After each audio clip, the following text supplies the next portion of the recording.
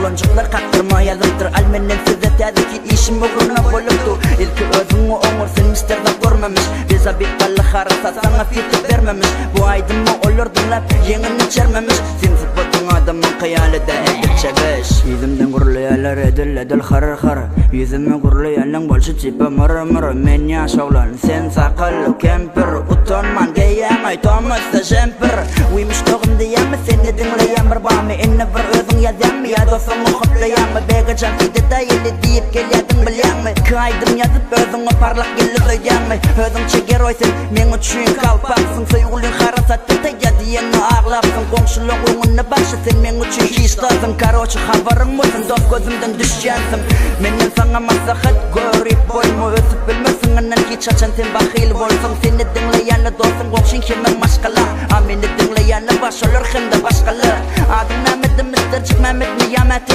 Men ikinci sevgiliyim dost sen yüreğindeki Balacığın trubuşka ayacığındaki Öyümden çıkma üstünden gülürle edip keki